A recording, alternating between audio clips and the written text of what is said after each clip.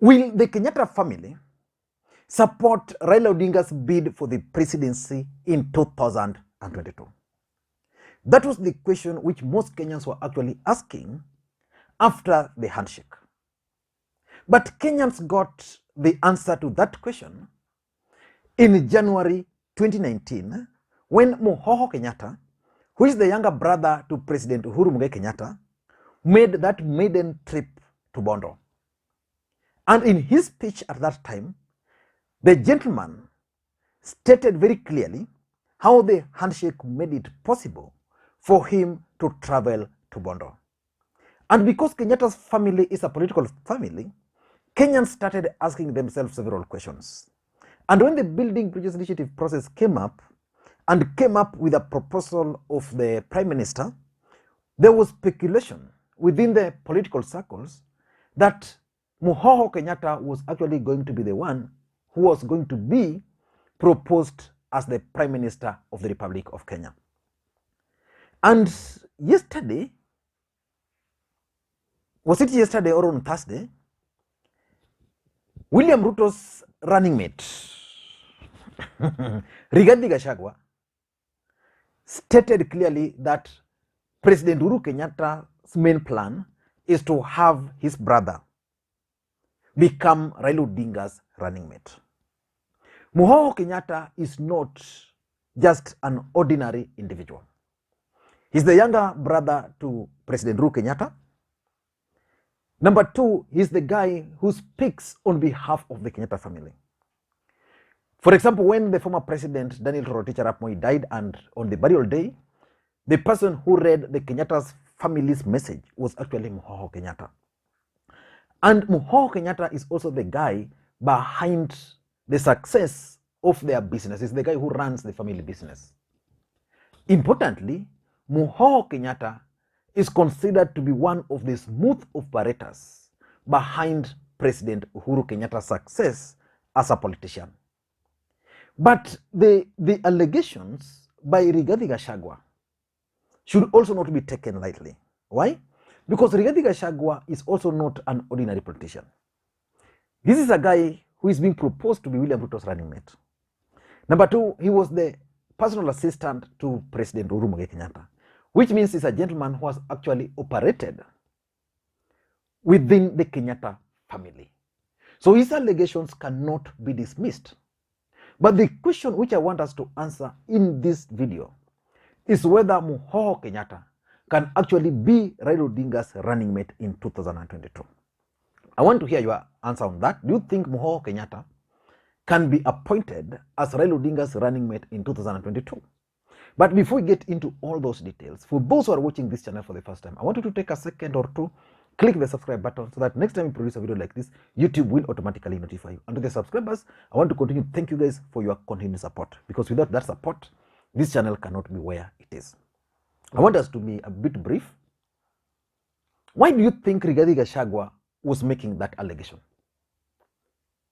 Because we've always talked about potential running mate to Raila Odinga from the larger Mount Kenya region, because Raila Odinga is narrowing the choice to Mount Kenya.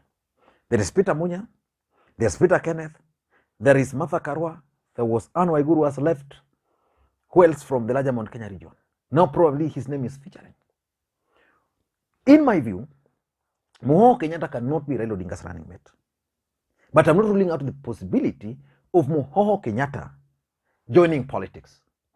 Being a political family, even in the Bible, being a political family, it means one of their other sons, maybe Uhuru Kenyatta also has that political blood or political temperature in his blood. But in my view, Rigathi Gachagua is making these allegations for several reasons, only three reasons. Number one, he wants to revive the dynasty narrative. The truth of the matter is that William Ruto came up with the dynasty narrative. I think it was Mutahi Ngunyi who coined it for him. And that narrative was actually spreading like bushfire in this country. And there's a point they failed to manage it so well. So it appeared like a class war between the haves and the have-nots. That narrative died when they came up with the bottom-up. because nobody is able to really explain to Kenyans what bottoms up is. But for the hustler versus dynasty, it was easy. The poor and the rich, and people picked it.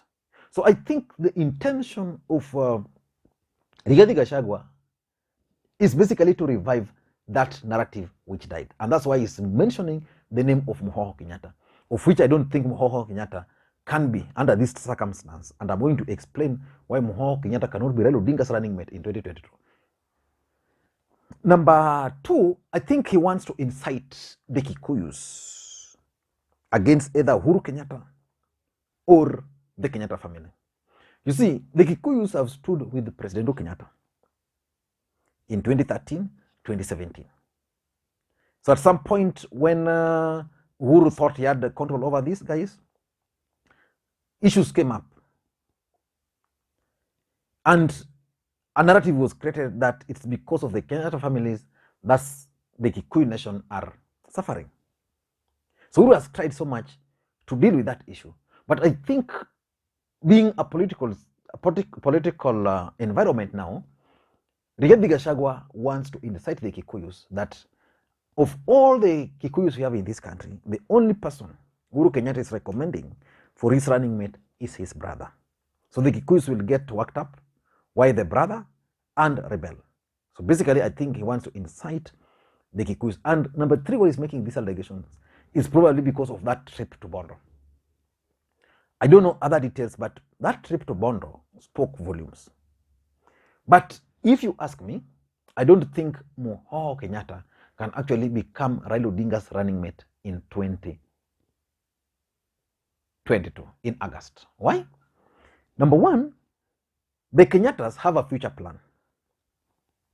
And I'm on record on this platform, and I've stated it severally, and I'm repeating it again, that the main objective of President Uhuru Kenyatta entering into the handshake with Raila Odinga was one.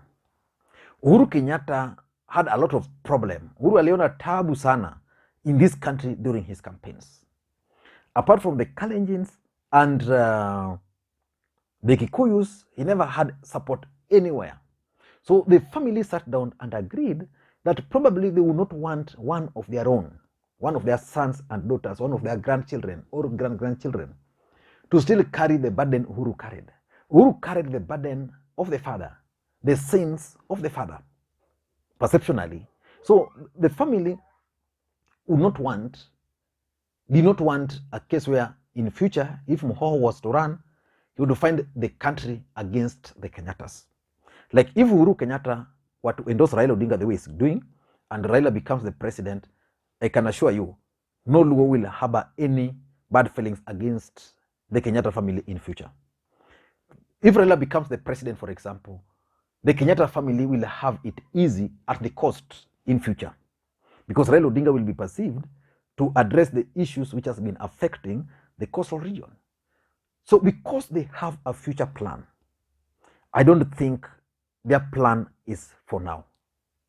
For now, they would want Raila Odinga to be a transitional president, and maybe with a transitional running mate to fix things, so that in the next 10 or 20 years, one of the Kenyattas can actually rise up and run for the presidency of the Republic of Kenya.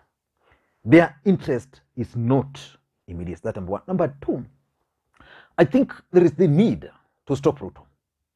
That is what's preoccupying President Uhuru Kenyatta's mind. He wants to stop Ruto at all cost. That cost will mean even sacrificing the Kenyattas. So Uhuru Kenyatta understands so well that if he were to bring his brother as a running mate, it will have backlash. And Uhuru Kenyatta understands that he can bring on someone, and that someone can make people vote for Raila Odinga and stop Ruto. He will be happy.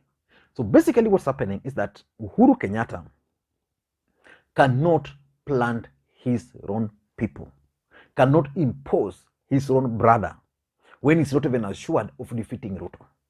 The first thing he wants to do is to defeat Ruto, have Raila Odinga, and then he can plot after that. And because of that, Rigathi Gachagua is wrong.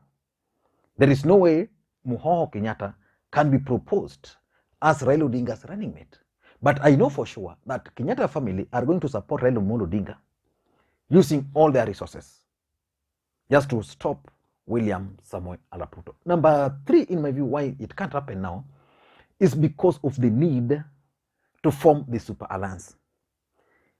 How would President Uhuru Kenyatta come and nominate his brother to be Raila Odinga's running mate when Kalonzo is there, when Peter Kenneth is there, when Gideon Moi is there, when Martha Karua is there? Those are options. And I know there are several other options.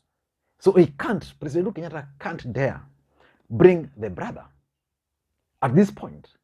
But of course, he can bring, the brother can be brought the moment Uhuru Kenyatta will not be the president.